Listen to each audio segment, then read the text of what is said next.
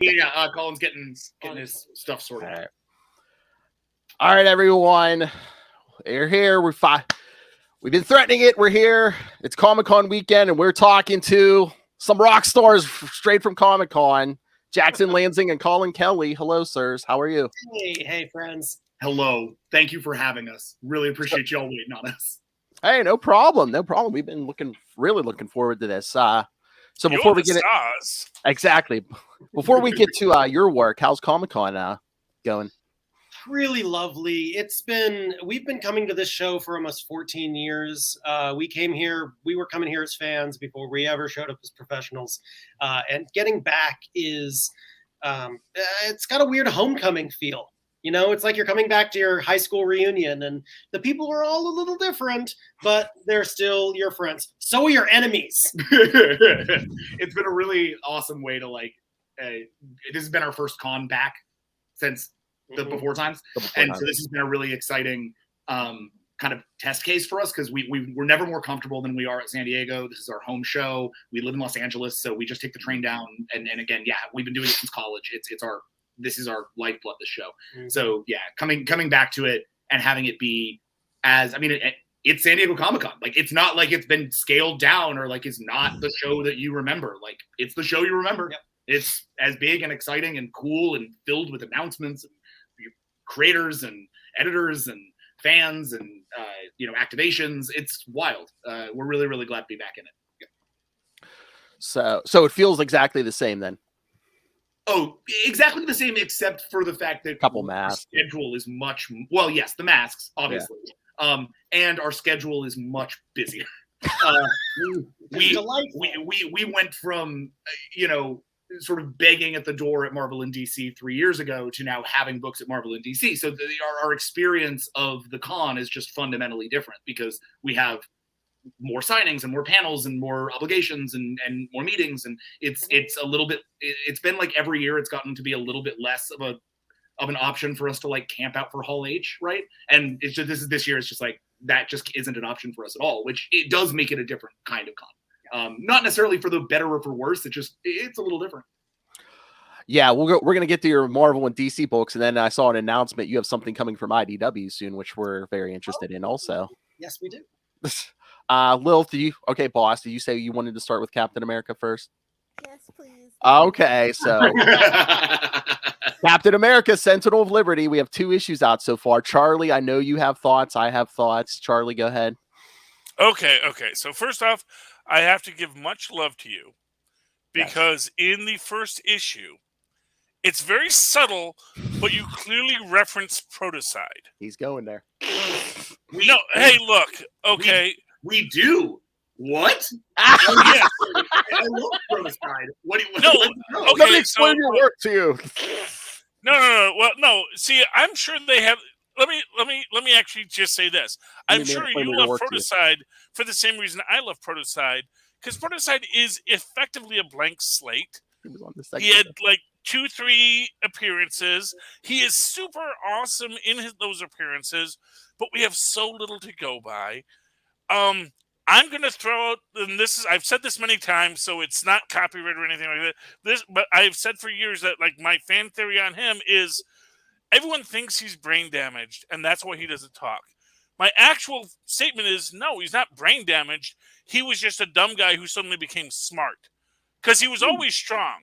So he never noticed when he got stronger, but suddenly things looked differently to him because suddenly he got peak human intelligence. And gaining peak human intelligence is got to freak you out if you used to be a dumb guy. Like, it's sort of like Steve Rogers doesn't notice because he was always a smart guy. Right. Like, oh, look how big and strong I am. Right. And he doesn't even notice how much smarter he got because, oh, no, I always used to be a smart guy. But this was a big dumb guy who suddenly got smart. And he was like, what the heck is going on? I don't have words to describe it. So I'm not going to talk because I'm just going to say the word Protocide a lot. Yeah, exactly. I'm just going to let you guys talk. I'm going to listen. Yeah. And and maybe he's the smartest of us all. I don't know. That's my own thing. I love Protocide. I can't wait to see what you do to build his story if he's in it at all. So here I want to just answer that right away and directly so that we're not leading anybody on.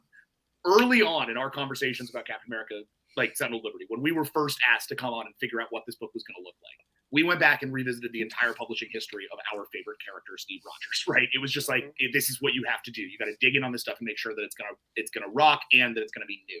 And it's gonna take stuff that people love and push it forward in real legitimate ways, because we're not trying to waste anybody's time. We're trying to tell the next great Captain America story. So how do we do that while honoring what's best? And a big thing in our notes was, let's go back and find characters who really feel like they didn't get their due or didn't get their moment in the sun or could be really thought through in interesting ways. And I will tell you, Protocide was at the top of that list. Like, genuinely, I brought Protocide to Collin, and I was like, I'd forgotten all about this character, where Protocide was actually in the books that you were reading as a kid. Like, he was like an early one for you. So we started talking about Protocide early. Protocide inspired a lot of what we're doing without being directly involved in anything we're doing. So I don't want anybody excited for Protocide to show up anytime soon. If he does show up, which I'm not saying he won't, if he does show up, it'll be because of all of the ways that he's inspired what we are doing. But don't expect Protocide to be showing up anytime soon. We're doing different stuff. That said, there's a character that showed up in Captain America Sentinel of Liberty #2 that is kind of an answer to Protocide, and is what brought us to that. So. Yeah, there is a place for Protocide in the mythology that we are building within Captain America. So it's we are incredibly aware, and there's gonna be elements of it all over the place. But I like your theory. I love your theory. I really like your theory. Thank you. A lot more than Brain Damage Captain America, which I don't really like. Yeah, I was very happy. I saw like an interview on, I wish I remembered the website, but it said that you guys were like fans of like older runs and stuff. I mean, I worship at the temple that was Mark Grunwald. I love his Cap stuff. Yes. I just think that from like, where was it? Roger Stern from around 247 all the way through like Mark Waid, maybe even the Dan Jurgens. That is like the most solid run of Captain America. I mean, I know people love like, like the Kirby stuff, and which is great, but yeah, that is like my big, huge, I mean, there's like a big, 15-20 year block there. I think it's just like solid Captain America. And it seems like you guys are doing like my favorite version of Captain America, like when he's just like straight up superhero. I don't like when he's like an agent of S.H.I.E.L.D. or like a like a soldier. When you play him like straight up superhero, that's my favorite Captain America.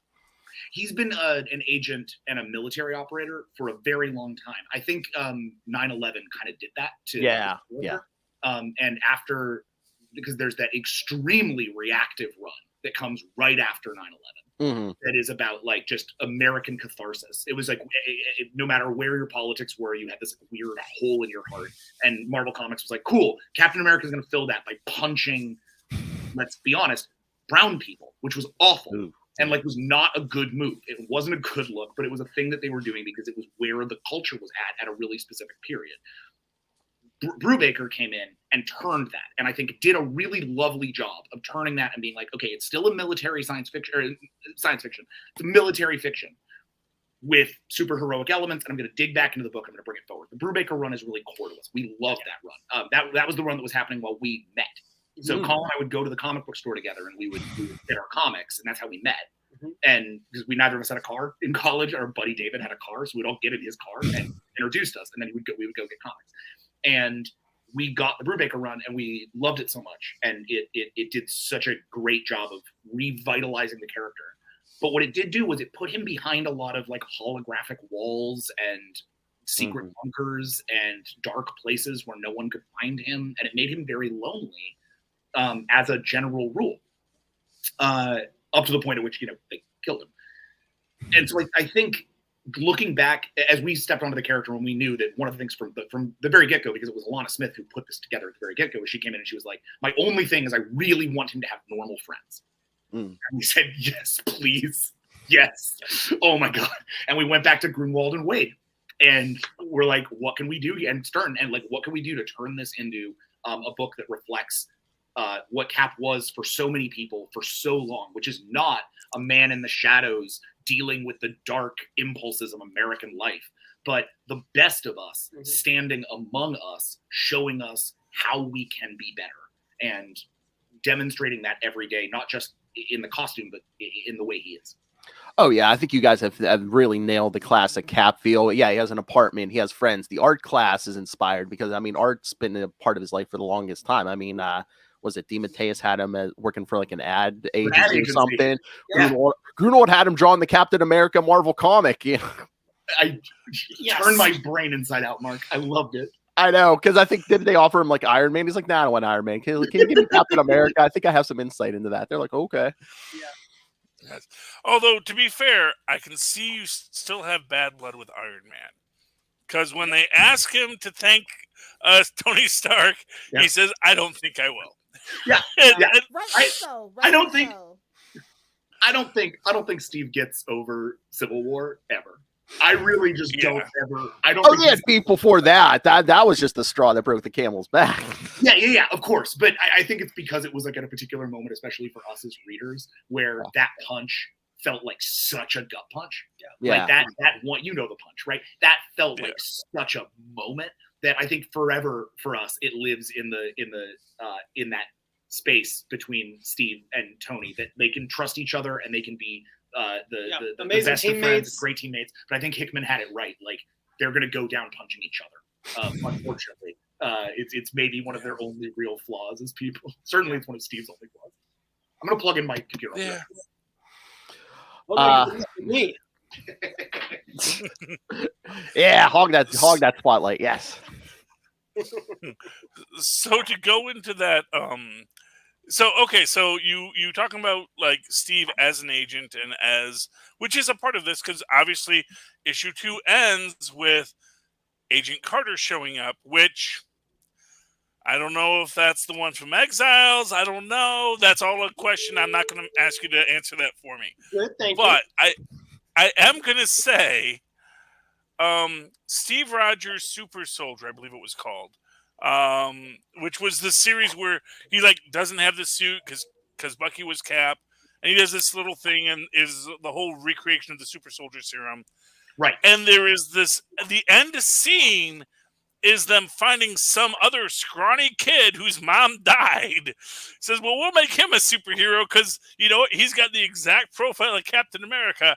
That guy, when we give him the super soldier serum, it's not going to screw it up because, quite frankly, you need that person that is this person that we can then make sure they're molded into the right direction. Yeah. Yeah. Was that an influence at all on what you're doing? Yes. Okay. But not the individual character beat, but I think the underlying aspect of it that is Steve as functionally individual when it comes to the concept of super soldiers. That super soldiers are prototype. That super soldiers are people who are manufactured with the purpose. And we talk about this in issue 1, like directly. Manufactured with the purpose of not just being direct intervention, but being psyops against other people. That when a super soldier enters the field, you get scared and you run away, or you get scared and you freeze up, or whatever. You don't want to fight Captain America. You don't want to fight Protocyte. You don't want to fight U.S. Agent, whatever. When a super soldier shows up, you get worried. Hey, there's those beautiful books. Yes, advertising, kids. They are beautiful books. Carbon The art is beautiful. We'll sing her praise in a second. But effectively, Steve is the only only super soldier that you can really look at in the entire Marvel universe who turned out right, like who turned out okay and not like fully functionally traumatic. There have been versions where the Hulk is a super soldier, never works out. There's been versions where Black Widow is a super soldier, effectively, it never works out. Bucky is a great case of a super soldier that really specifically did not work out, right? It worked out really, really badly for everyone involved. Steve is Steve underneath it. He's not Captain America. He's Steve. And that man and his upbringing and his best qualities, those are the things that make him functionally worthwhile. It's not his genetics. It's not like, oh, this kid has the same like blood type as Steve Rogers, so we can make him a superhero and it won't go bad. You have to be Steve Rogers. And that's why I think it's not a legacy character generally, and why it takes Sam Wilson. Because Sam Wilson is also Sam Wilson. He's not just the Falcon. He is a individual functional character with a very individual functional outlook.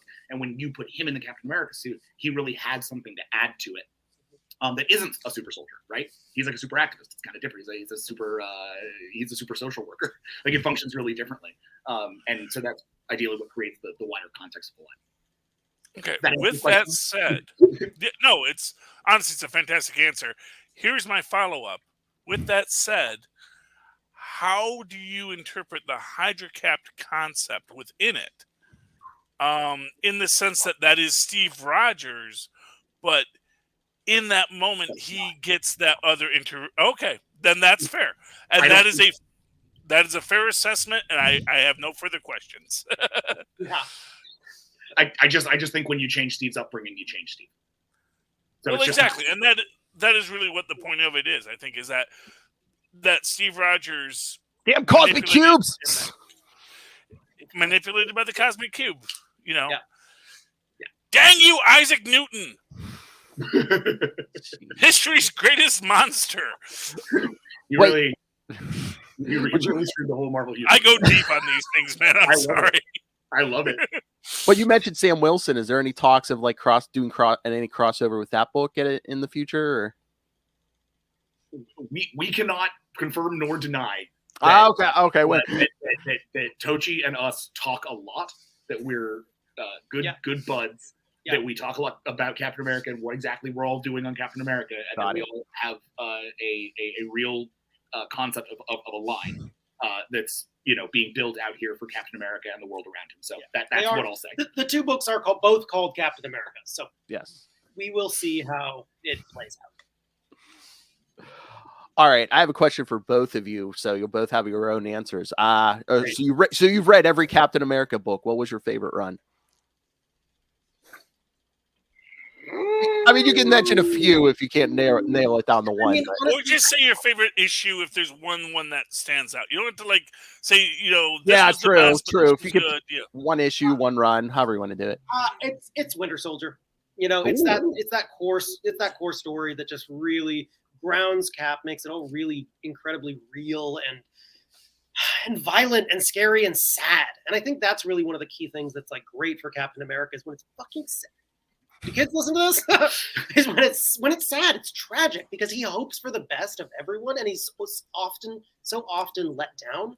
It just really pulls on the heartstrings, and I really love that and how that got brought out in the run. And I think for me, while that run is deeply iconic and really important to our conception of Steve. I've been recently I think it may be because it's a lot of comparisons are being drawn to it. I've been drawn back to it and been rereading Secret Empire again.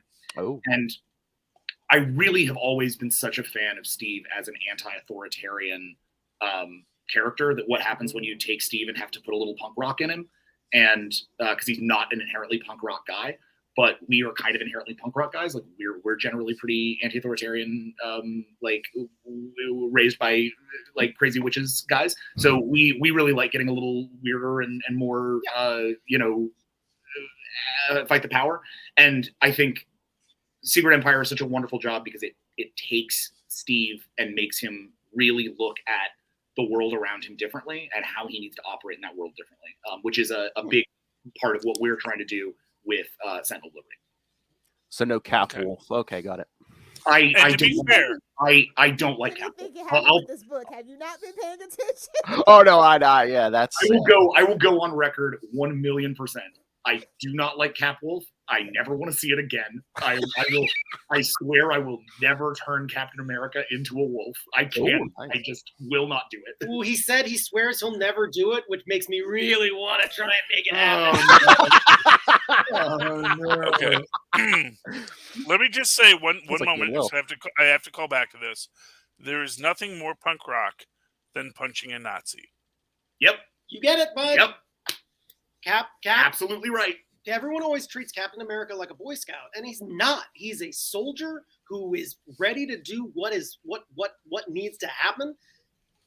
And that guy's punk rock. Punching fascist is always punk rock, and that's exactly. One of the things. And truthfully, like Steve, like yes, he loves doing that. Like it is a literal thing. It actually brings him. It's a responsibility, but I think he's learned to find joy in that. Like he's learned to find a real peace when he is put up against something that is so inherently wrong that he can punch it. And I think it's something that ideally the reader can take out into their own life and recognize when something is fundamentally wrong and stand up to it, which is something that Steve taught me as a kid, and I know taught Colin as a kid, and I really hope continues to teach generations, especially of American youth, because we have a lot of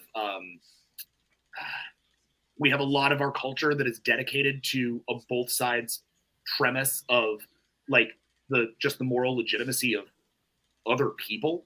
And I think we're getting to a really dangerous place. And I think it's really important that Captain America is there to remind you, like, we are a pluralist democracy.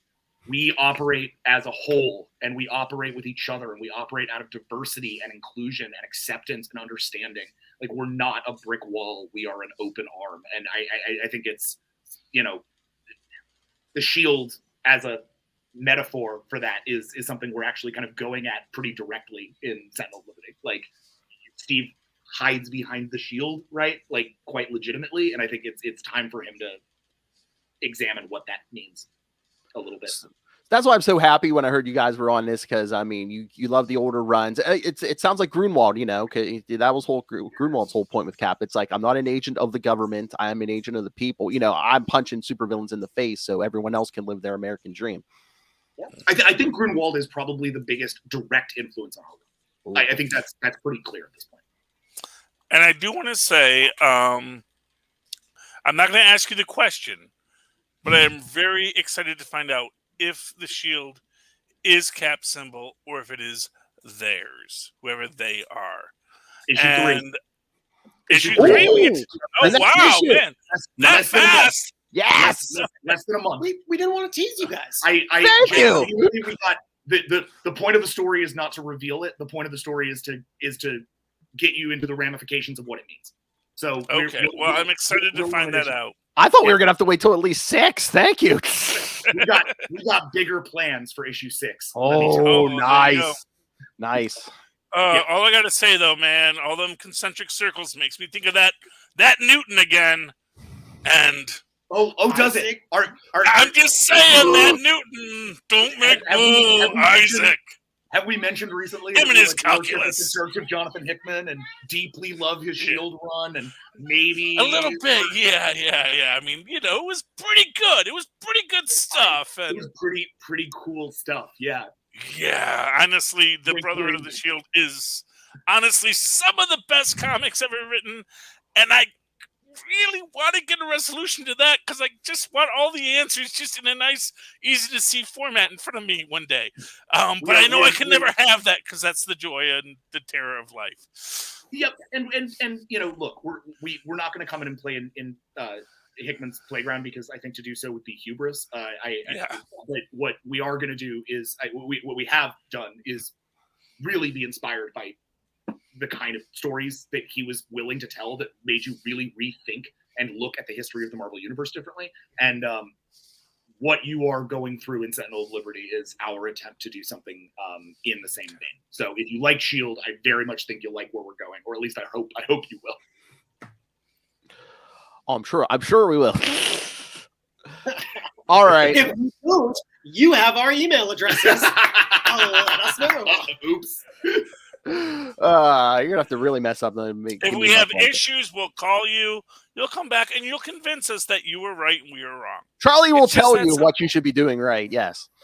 All right. She's been sitting there patiently. All right, Lilith, we're up. But let's talk some Batman Beyond Neo here. All right, sweet.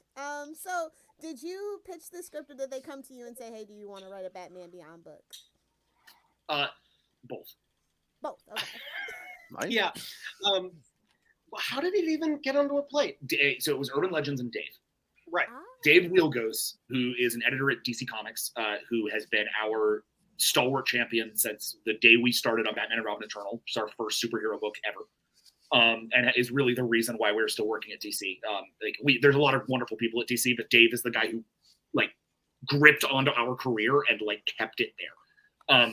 Dave came to us and said, "Hey guys," and this was after we'd done a few pitches that hadn't gone anywhere at DC, so we kind of thought we were dead in the water there. And he came to us and he called us and he said, "Hey, I didn't want to do this until I knew that I could give you something, but you don't even need to pitch this. You just do it." We're like, "Great, what?" He was like, "Anything you want on Batman Beyond, anything, just go." Ooh, and And that was it. That was all he said. He was just like, do Batman Beyond. Do you have an idea?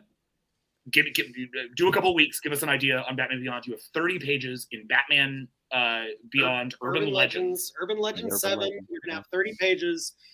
Do whatever you want. Do whatever you want. And we're like, serious? And he's like, it's Urban Legends, so let's give it a shot. And okay, cool. So leave nothing on the table. Just absolutely go wild as we can, which is why we're like, well, what's the most shocking thing you could do with Batman Beyond? If this is the only, we get one swing at this, what's it going to be that's going to get the headlines? You got to kill Bruce Wayne. Right? And that was the kind of question that we had. And then we were like, can we do this? And Dave was like, yeah, baby, let's go. And if the fans hate it so much that, it kills the story in the water, that's fine. We still did a 30-page great tale of Batman Beyond and Terry McGinnis.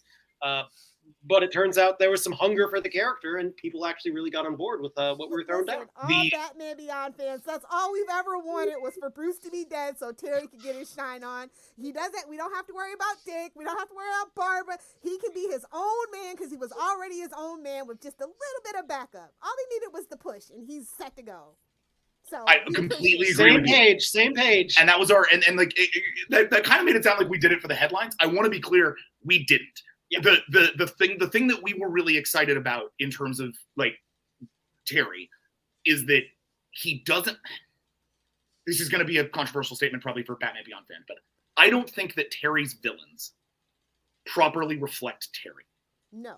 I think Batman's villains reflect Batman, and it's one of the reasons that Batman is so freaking excellent as a concept, is that he's a man with a real mental illness issue, dealing with people with real mental illness issues, and it's all turned up to 11 and turned into pulp, weird content, like weird horror pulp detective stories about various states of mental illness and various states of sort of anti-societal aggression, and how you deal with that.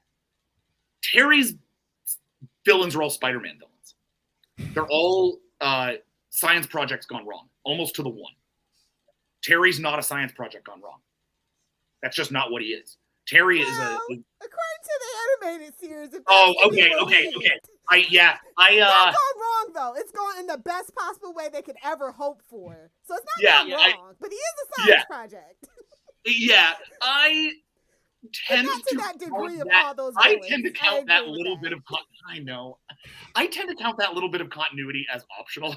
I just don't really love it, so I've always just kind of been like, well, I hate Amanda Waller, and that's one of my reasons, so I cling to it. I love Amanda Waller, and I love Machiavelli and Amanda Waller, so I do love that about it. That's the good part about it. I don't love connecting him to Bruce biologically. I think that's kind of wrong. Anyway, the thing that I do think is the thing that we both, as we were talking about it, we're like, Terry deserves a new villain because none of his villains really feel like something that we want to anchor 30 pages on. What's a villain that would be properly scaled to Terry McGinnis? What is Terry? Terry is a young person who rises out of tragedy to build a legacy, but the legacy is one that's already been built. He's being trained to take a legacy and knows that someday he's going to have to do it alone and knows that legacy is going to define him. But this legacy is effectively thrust on him out of the tragedy of losing his father. And so he never really deals with the tragedy of losing his father. He just mostly deals with taking on the legacy. Terry rarely mourns his dad. He mostly mourns a life maybe before Batman, but not even that. He kind of likes being Batman. So it's like, that's not really him. That's not him either. He's just a man who's trying to live up to Bruce. The worst thing that can happen to Terry is Bruce goes, I'm disappointed in you, Terry. Like, it's the worst thing that could happen to Terry. And I think at this point, we were like, what can you do with Terry that's going to take him to the next step? What's going to challenge him properly? We're like, well, then we need to look at legacy. What are legacies that could turn against Terry? And the biggest legacy that we could see anywhere in the sort of world of Batman Beyond, and we were also really trying to bring in the cyberpunk, was Gotham itself. What does it mean for a mechanized city to become self-aware, to look at itself and to say, well, I don't need your legacy. Your legacy, this Batman thing, it's a bug in my machine. I don't need it. Get it out of here. I'm going to keep the line flat on my own. I'm going to keep this city good on my own. I'm going to make this the most peaceful city in the world. Like, don't even worry about it, but Batman needs to die. And once we figured that out and we were like, okay, living Gotham. Once living Gotham clicked in, we were like, well, then it needs to kill Bruce on page 1. And now you've got a scale. Now you have a real reason for him to fight that legacy and to do it. And then frankly, everything we've done on Neo Year has been built on that same premise. Gestalt is looking at a legacy of connectivity, of like how we are all connecting ourselves and what it means when we fully fundamentally connect ourselves and try to like escape out of the world like that. Can we create our own legacy that way? It sort of Gotham is in many ways a reflective of Terry and his relationship with Bruce. Even we have these little cat boys. We call them the cat boys, who are just like punk rock cats who are like hanging out around Gotham all the time. We're like spliced with cats, and we get a look at their headquarters in I think issue 4, and you see all their stuff just covered in Selina Kyle merch. They just love Selina Kyle. Like the Selina Kyle is alive and well with the cat boys. Everything we do is trying to look at how you attach legacy to people stepping forward into a new future and letting that be a challenge to Terry. So that's where Neo Year really came from. Okay, so I'm going to show myself to be a person who's not reading this book, and I apologize. There's a lot of books I have to read, man, and I read a lot of them. You know, I mean, to be fair.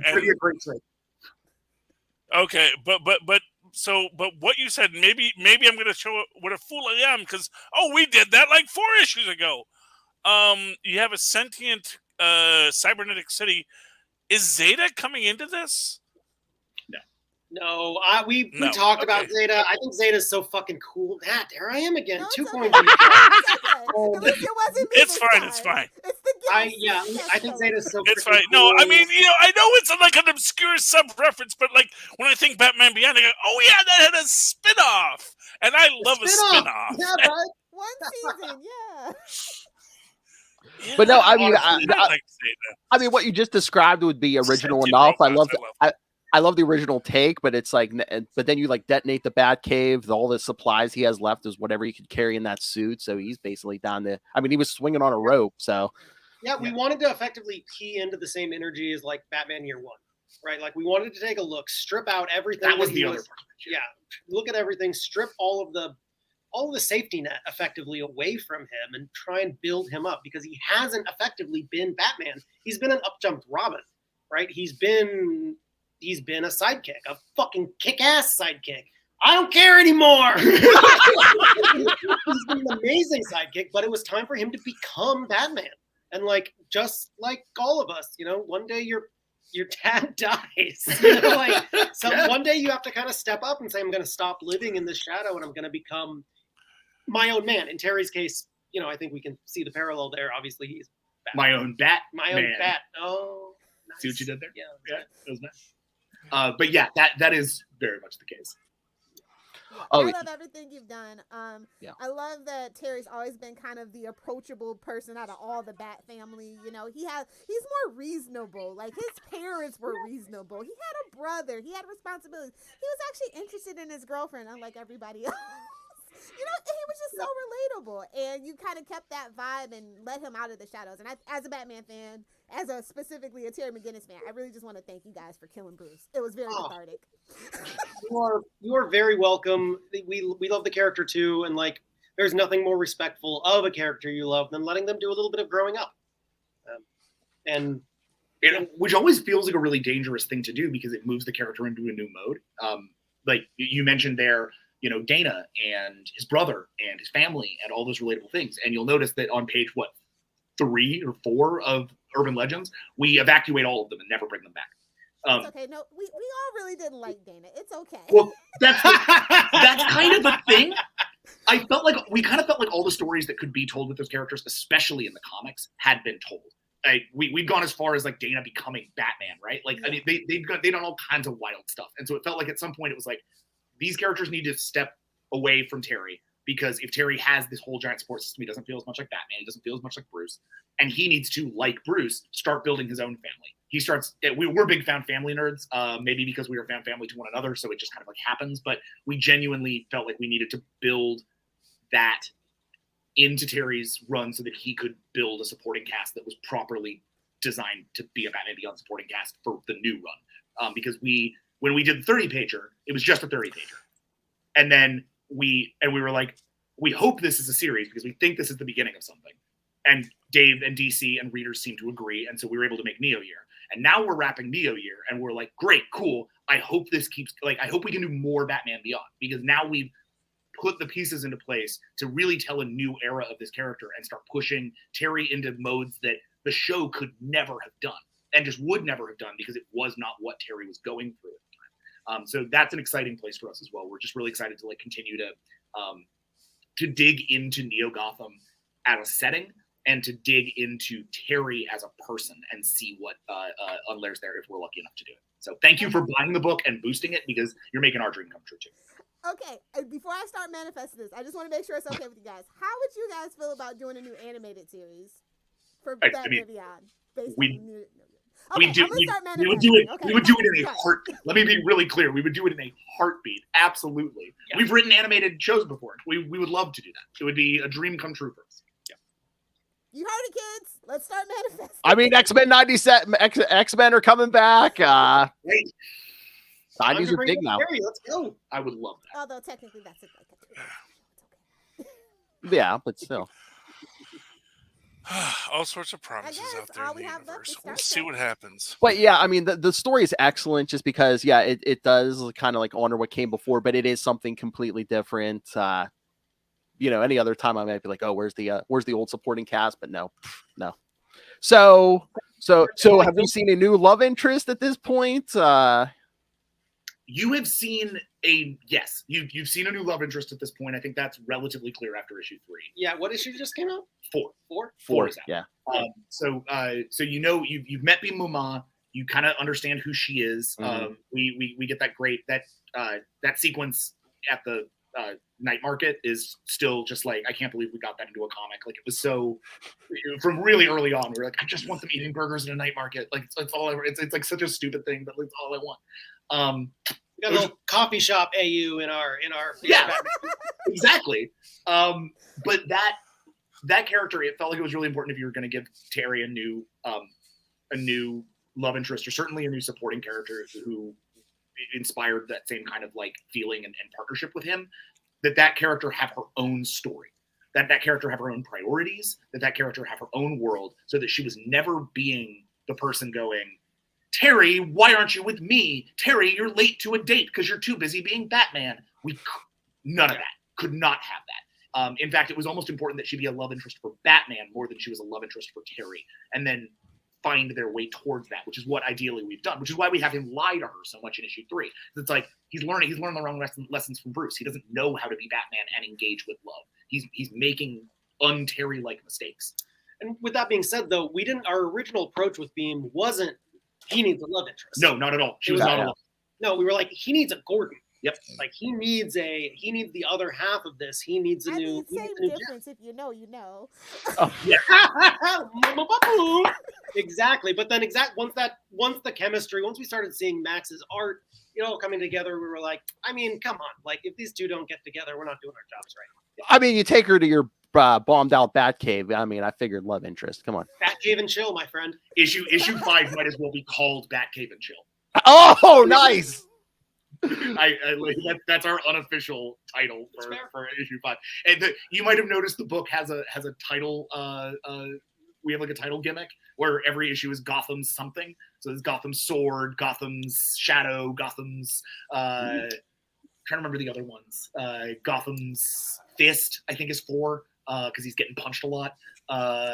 They're all Gotham something because we were just sort of vibing on the idea of like of effectively moving Terry through various Batman genres, so that and various Batman kind of functions. So in issue 1, it's very much about Terry living that year 1, that like hard, dark year 1 life that feels kind of hopeless. Issue 2 is about pushing Terry into a kind of Catwoman story, a traditional almost superhero run and chase, putting him up against Jokers, really like seeing what it's like for him to be a superhero within his context. And then 3 is all about the detective work. It's all about getting him into that party with the cops and seeing what it is when Terry's trying to figure out a mystery.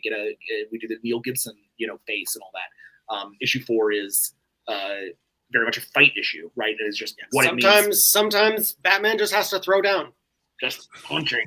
And 5 is very much about that emotional experience of being in the Batcave and what it means to be the long, dark night of the Bat soul, as it were. And then you'll see what happens in issue 6. And just your art team on this series, I mean, incredible. I mean, I think sets the mood. You know, when it needs to be dark, it's dark. When it's not, it's not. You know, it's and when we first got we're working with Dave, and we're like, oh, artists, like, ooh, we want to find someone like really gritty and someone cyberpunk and darkness, and like, what's Sean Gordon Murphy doing? Obviously, LOL. Yeah, whoops. But then Dave came back and was like, what about Max? I'm like, he's a fantasy guy, and we know Max. Like, we were fans of Max. Like, I love his work. We love his work. We were like, he doesn't do this kind of stuff. He's a fantasy artist. But like, let's see what happens. And then, I mean, you see the freaking work. Like, he did one. We gave him a note of, two notes. Collin gave this note. I would give Collin for this note forever because it's such a good note, and it fundamentally made the book better in a big way. Because we were just looking at how to like differentiate this visually, and one of the things that's really true about Terry, especially from the animated series, is his suit doesn't reflect.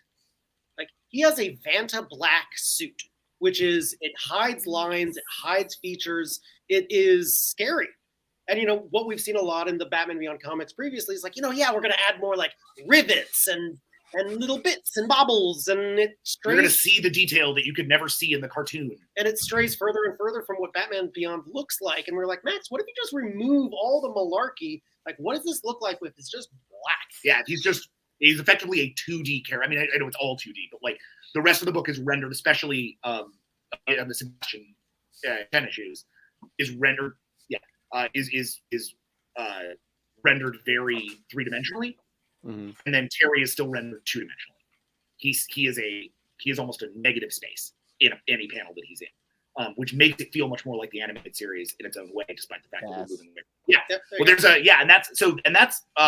that's Rom, our new colorist, because Romulo Fegredo took over the book in issue 4, and it does 4, 5, and 6, and Romulo brings a little more like detail and texture to the costume, which is wonderful because it's during a period where the costume is getting further and further destroyed and further and further moved from its sort of its perfect Batcave model, and so it starts to be more of a real bodysuit in Romulo's issues, and it's been really cool to watch. And the other thing that Max did, which just really rocked it, was when you think about Gotham from the animated series, it's not really a city; it's a world, right? It's these buildings are too big to ever actually be buildings. They're giant monoliths, right? This is more the sky is red. The sky is at night. This is like more like a mountain range than Chicago.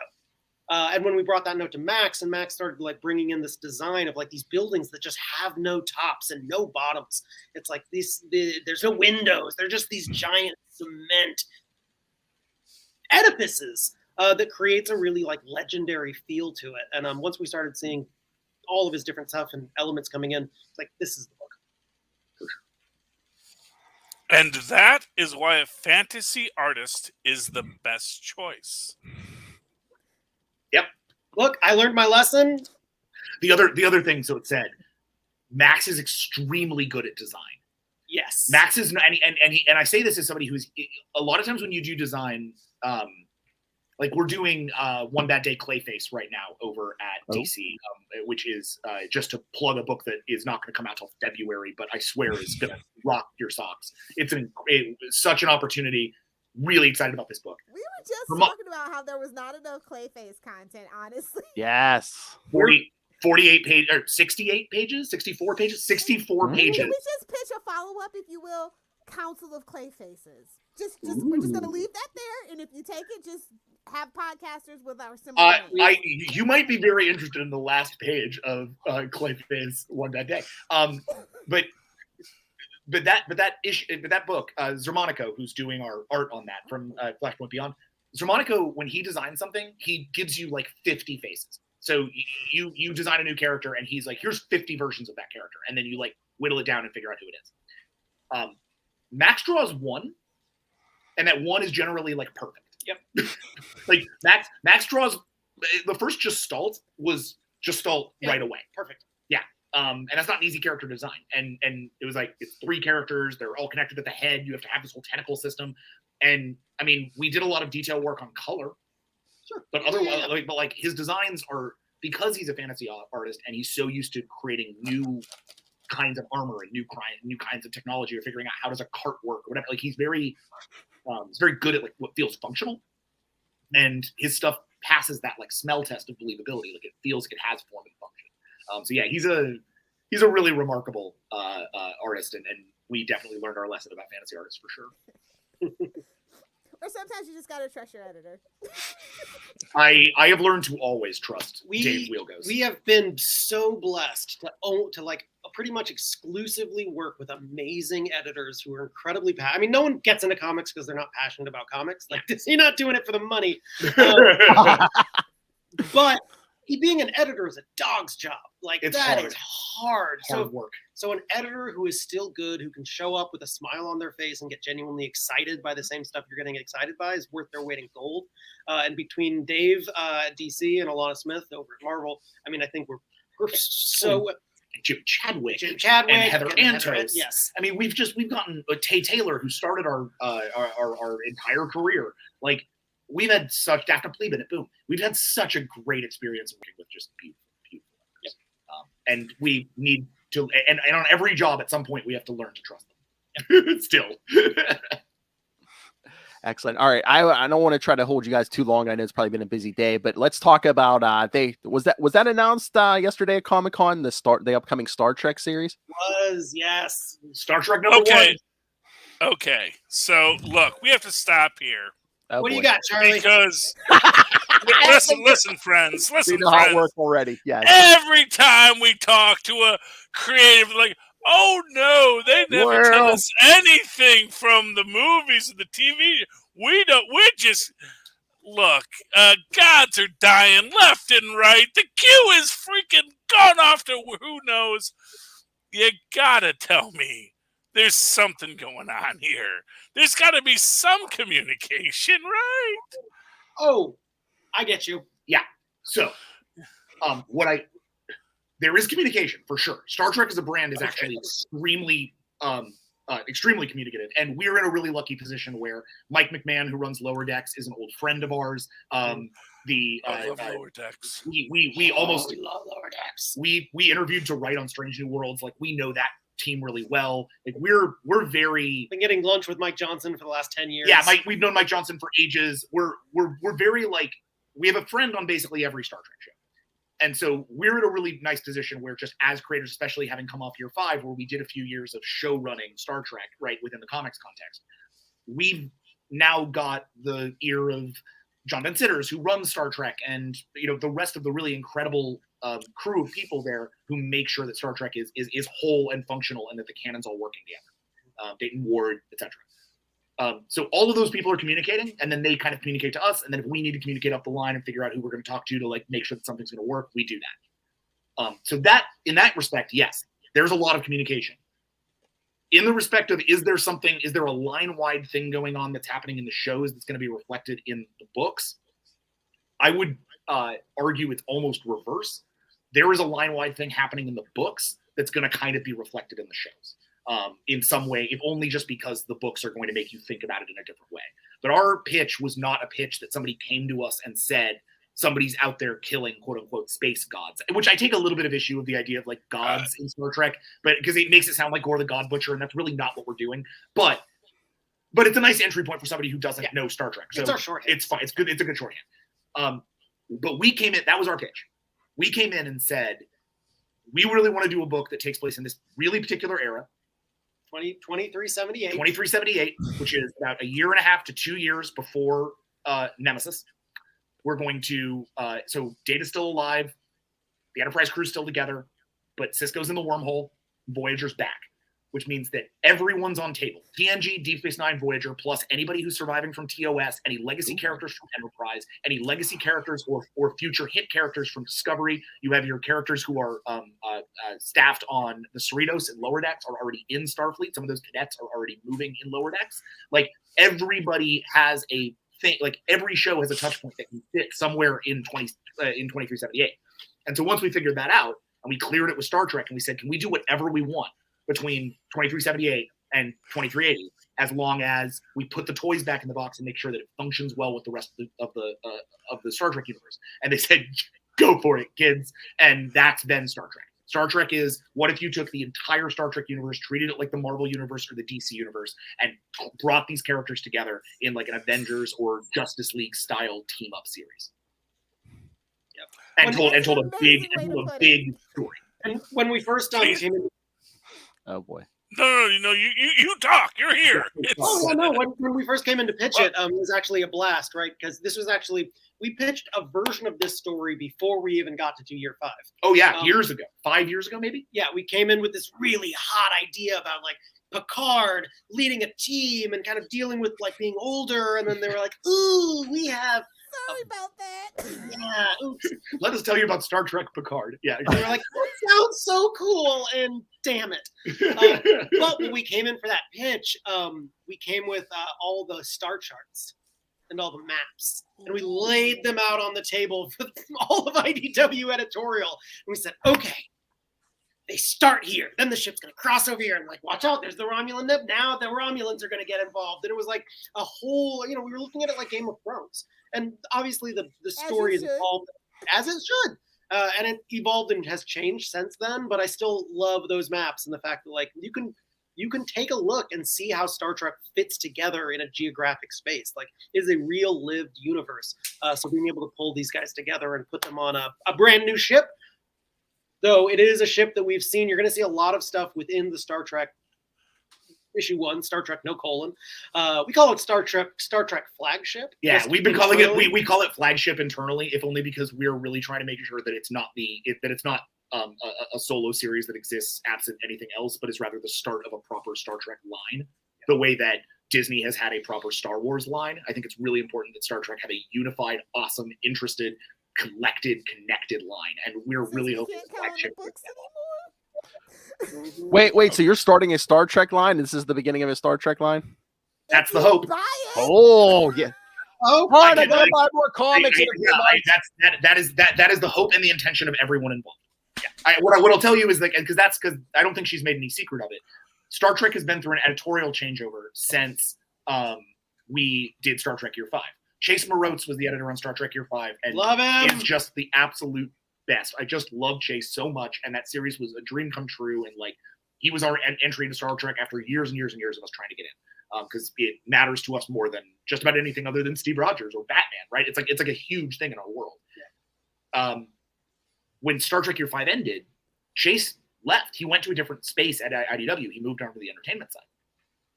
And there was a period there where it wasn't really sure who was going to be editorially running Star Trek during the sort of Mirror War process.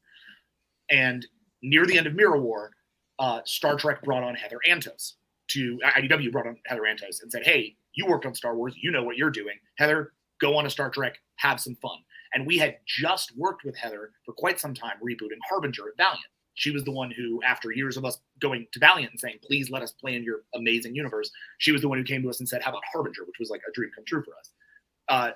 Heather got in touch with us and called us and said, what does a book look like if we just call it Star Trek?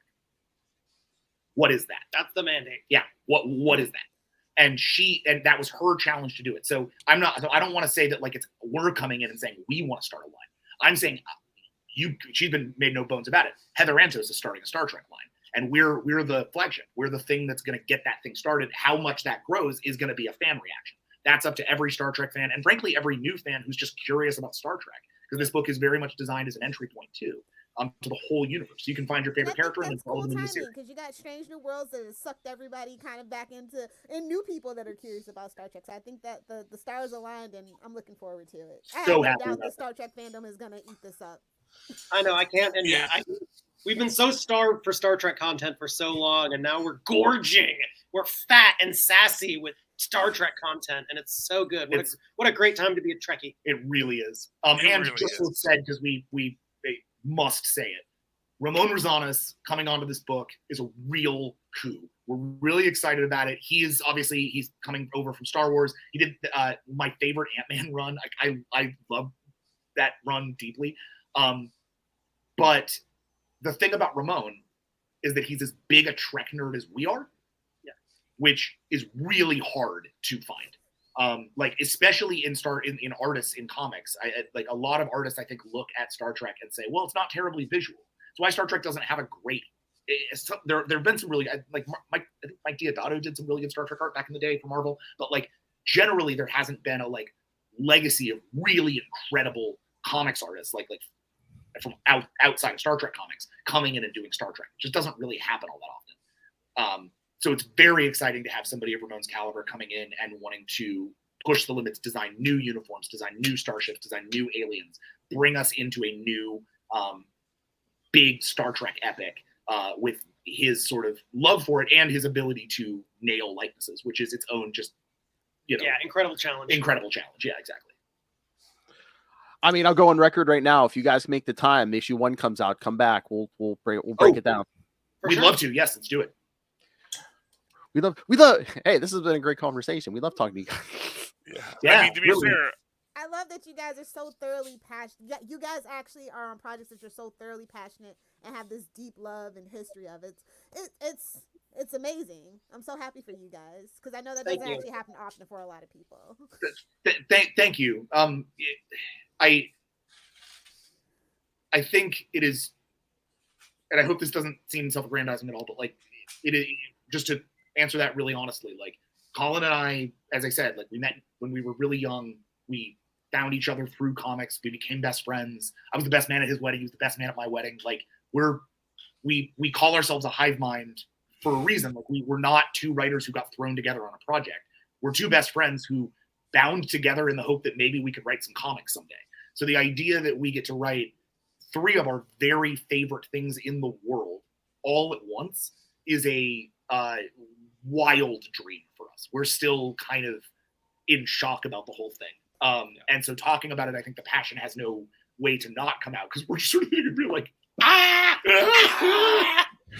it's very exciting. Oh no, trust me. If it wasn't good, I wouldn't say, "Hey, come back." But hey, as much as you guys want to come back, you are welcome. I mean, watch something. So, watch next issue. Captain America comes out. We're gonna be like, "Oh man, they need to have him back already." I hate these guys. Oh, they're terrible now. We cannot wait for people to read issue 4 of Captain America. Issue 3 totally rips. It's gonna be awesome. It's the second half of issue 2. Yeah. Issue 4 is its own little beast. When we turned in our outlines, it's the one issue that Tom Brevoort was like, this is good. Yeah, Tom Brevoort has given us one compliment in our entire life, which is that issue 4 is good. Oh! Even Alana was like, holy shit, he said it. I got a no prize from him once. Yeah, awesome. Nice. Yes. Nice. It's my one claim to fame, man, but I got the email from Tom Brevoort. Like, no prize. Thank you. Classic. Tom is the most starstruck I've ever been in a meeting in my life. We've had meetings with big Hollywood directors and stuff. I've never been starstruck or as intimidated as I was sitting down for the first time with Tom Brevoort when he was like, so when we made Winter Soldier, I made Ed Brubaker answer these 50 questions about the things that he was doing. I'm going to give you guys 50 questions about the thing you're doing, and you better answer them or it's not going to work. And I was like, all right, Tom, let's go, man. Because he doesn't. And that's why he's the best at what he does, even if what he does isn't pretty. Ooh, sorry. It so often is pretty. Carmen Carnero is the greatest Captain America artist in decades. It's very pretty. Oh yeah, I can't say enough good things. It reminds me of the classic Cap runs I love. So, bravo. Really, I mean, yeah.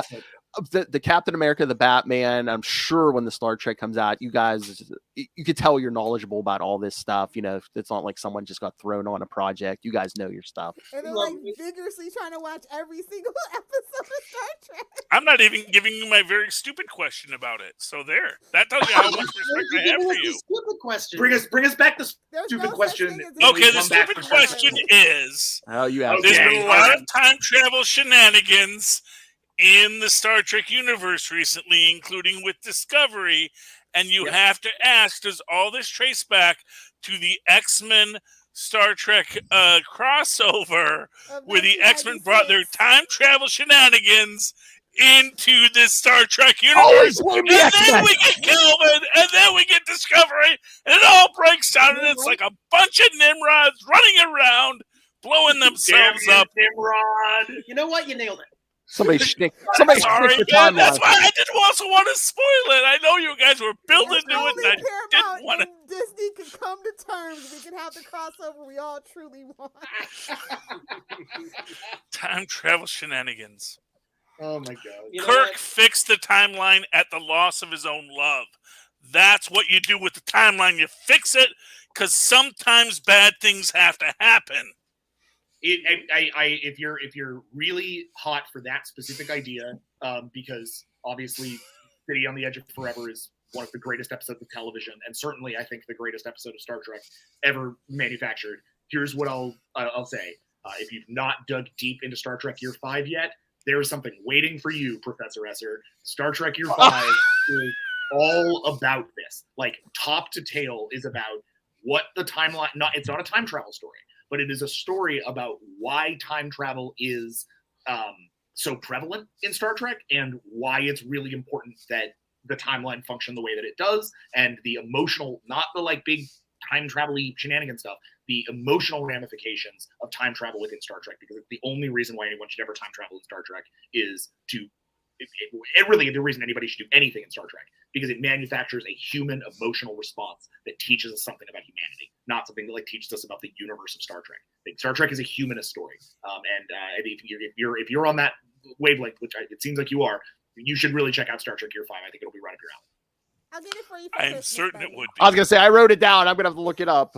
So Yeah, Yes. check it out. All four trades are out now. It's great. oh, nice. I mean, I say as the guy who we show ran it, right? Yeah. But I swear it's good. There's a reason why they're letting us write Star Trek #1. Yes. The only thing I'll say is that one of my favorite lines from any Star Trek is when they discuss when the time travel cops for the Federation show up in DS9, and they talk about going back to the Trouble with Tribbles episode.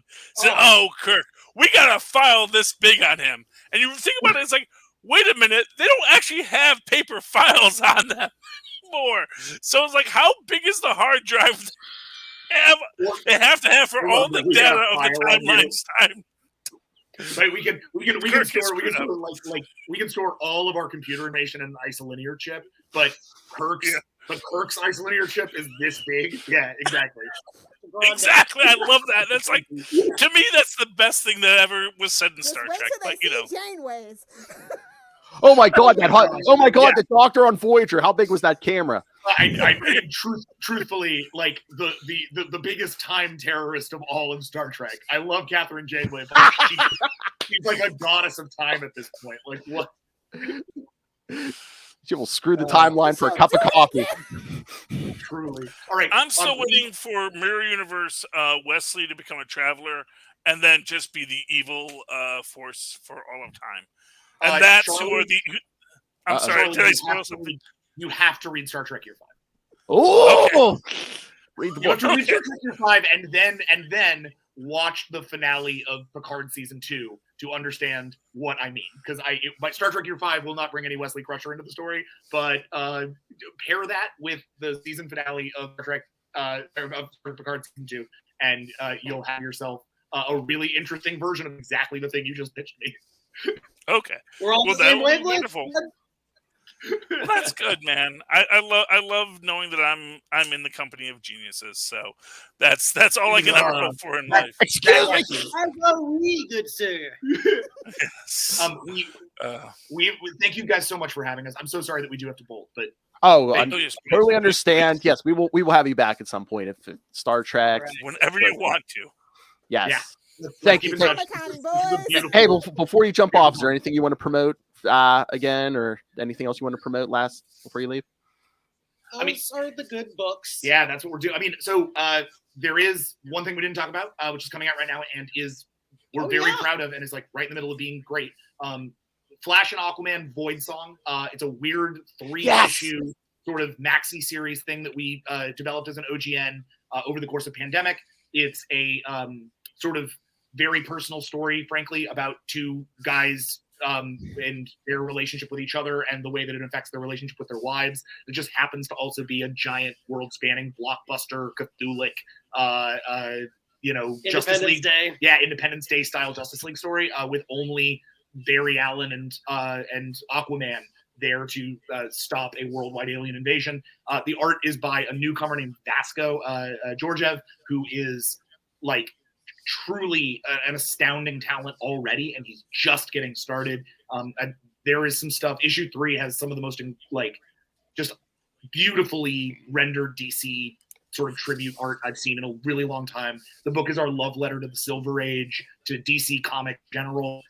It's a big, fun popcorn read. It's not nearly as heavy as Cap or Batman Beyond. It's much more of a like breezy, punky, fun pop song. But I think if you like anything, certainly less in Star Trek, but if you like our vibe and like what we've been throwing down, you should definitely check out Voidsong. It is the number two.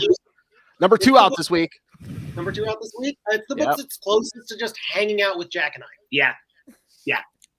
So I think have a lot of fun with that one. It's going to be a great book. And then pre-order Star Trek number 1. That's my big one. Please, if you're listening to this and this excited you at all, call your local store. Tell them you're excited about Star Trek number 1. We need this book to do great numbers, and it would really rock if it did. So if you're hearing this and you love it, make noise about Star Trek number 1. It will be on the pull list on Wednesday when I go pick up my next books. Like I said, we'll have you back if you make time. We'll talk Star Trek, and might have to talk to you about Flash and. Might have a few other announcements. Might have a few other announcements by then too. So we'll see. Ooh. Nice. All right, but yes, friends of the show, thank you so much. Come back anytime. You have my email. I have yours. We'll figure it out. But yes, go rest. I'm sure you guys are gonna watch today. We're gonna nap right here. Yeah, rest for the wicked. Phil, Lilith, Charlie, thank you so much, guys. Thank you, sir. The great All right, Jackson Landing and Colin dinner. Kelly. The hive mind. Yay! Oh my. Those were nice guys. They're so prolific. I forgot they were doing that Flash Aquaman. I was like, oh yeah. They're doing well. To be fair, it's 2 guys writing. It's half the work for each of them. Oh. I don't think that's how writing duos work, but I have no idea how writing duos work because I'm perfect just writing by myself. That's why they are successful and I'm on a podcast. But they get the system. They're like, yes, professor, go ahead. No, they said Charlie. They didn't give me my honorific because they know it's At one just point an they did. honorific. At one point, I thought one of them called you No, professor. they called me Charlie. I listen put it back carefully. later. Anyway, We got a whole other show today. they're nice Mama people. I needs a really drink. like talking to them. Yes, we can talk about all the comic books on the because you know what? Everyone's an Avenger, even Count Crowley. Oh, jeez. All right, yeah. So, kids, yes, you got your homework. Check out all the great works from Jackson, Lanzig, and Colin Kelly. And come back next week. But email us, CapesandLunatics@gmail.com, or call the voicemail 614-382-2737. That's 614-38-CAPES. And remember to follow Capes and Lunatics on Facebook, on Twitter, on Instagram. Find links to all the various social medias for all the Marvel and DC we talk about. The YouTube channel. Yes, Lilith, I'm getting to the Cash App link in the show notes. I'm going to make it rain. In the words of that madman, make it rain. Make it rain. I know. All right. But subscribe to the YouTube channel. Everything we do gets a video there, including this interview. So if you want to see those guys in person, we'll kind of record it. But yes, subscribe to the YouTube channel. It's completely free. Smash that subscribe button so you never miss it. Smash it. And of course, most importantly, after the Cash App, the Patreon. Again, paying for this out of our own pocket, labor of love. But so every little bit helps. But $3 to $5 gets you early access. That's what you're telling me. Make it rain. But yes, you get early access to creator interviews, including the monthly Chichester chats. I got the good mic out for you guys. And superhero movie brackets because Love Hellfire loves Man Pain. The July episode will be Halle Berry's Catwoman versus Ryan Reynolds' Green Lantern with special. And poor Will all read into it. Lilith the Man and more Man Pain. So yes, #1 Hal Jordan fanboy Will be joining us. I of course love Hal Jordan.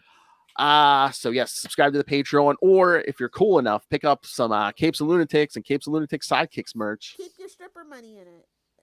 Whoa, Lilith Hellfire. Don't give away Charlie's secrets. Anyways, find everything all in one place. That's Linktree, linktr.ee/CapesandLunatics. Lilith Hellfire. I am currently on a social media hiatus, but when I get back, it would be great to have new friends. Find me on Twitter at Lilith Hellfire, on Instagram at Lilith Hellfire69, and of course on TikTok. When I get back, I'll be making all the comments again at Lilith Hellfire69. Oh, I should have paid some drops for them. Very hard, very tempting. Oh, you don't want to know the things I've done. Let me get a ride on your alligator back, bro. Somebody's muffin's getting buttered. That ain't my business. Charlie, yes, sir. Well, if you'd like to write to me in that old-fashioned email way that our mothers and fathers once did, do so at superconnectivityblog@gmail.com. That's superconnectivityblog, all one word, @gmail.com. Likewise, follow me on Reddit at superconnectivity, and follow me on Twitter at Charlie Esser. That's CharlieEsser. Look for the 2 E's in the middle. For what? For quality. Bing. Thank you, Maz. Thank you, Tristan. Thank you, everyone. Ooh, Charlie's children. Technically, I'm on the gram as well as Super Connectivity, but I don't know what a gram is. I use ounces because I'm an American. He's not on the metric system. Anyway, I think I did everything there, so let's call it a night. Going to. All right, kids. Hope you enjoyed that. I know we did. Thank you once again, Jackson Landing, Colin Kelly. Hopefully we can have them back again. But until next week, we have been your Capes. Ampersand. Lunatics! Yay! More Capes than Lunatics this week, but it's fine. And You know what I like best is that they sat in the order of their names. I know. How I know. It's like, well, I knew you were Jackson. I knew you were Colin because that's where you're sitting. Didn't have to explain it because I just assumed you were Jackson.